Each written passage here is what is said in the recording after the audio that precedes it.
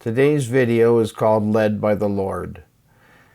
The Antichrists of religion have been perfecting their methods of deception for more than 2,000 years.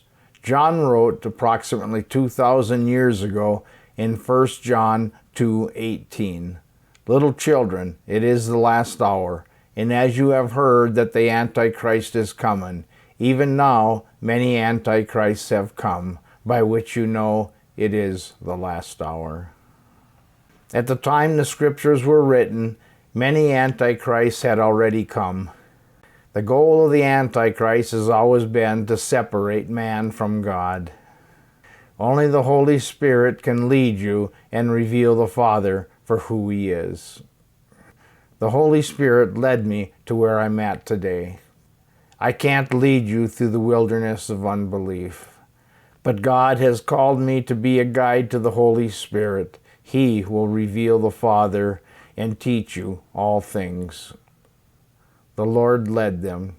In Exodus 13:21, "And the Lord went before them by day in a pillar of cloud to lead the way, by night in a pillar of fire to give them light." If you're led by the Lord, you are where you should be. But are you where you want to be? The Lord went before them by day in a pillar of cloud to lead the way, and by night in a pillar of fire to give them light. Even though they were led by the Lord, all but two who left Egypt died in the wilderness of unbelief. However, the promised land is where they wanted to be. The hearts of the Israelites were still in Egypt. In Numbers 14:4, "So they said to one another, 'Let us select a leader and return to Egypt,' or the world. 1 John 2:15, "Do not love the world or the things of the world. If anyone loves the world, the love of the Father is not in him." In Exodus 32:4, "And he received the gold from their hand, and he fashioned it with an engraving tool, and made a molded calf. Then they said, 'This is our God, O Israel, who brought us up out of the land of Egypt.'" In Exodus 32:9, "And the Lord said to Moses, 'I have seen this people, and indeed they are a stiff-necked people.'" Exodus 32:10, "Now therefore let me alone, that my wrath might burn hot against them, and I may consume them. I will make of you a great nation."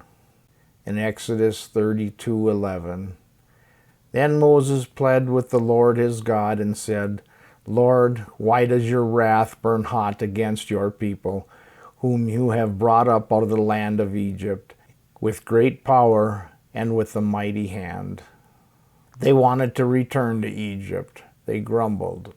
The Spirit of the Lord was not with them. And who followed Jesus?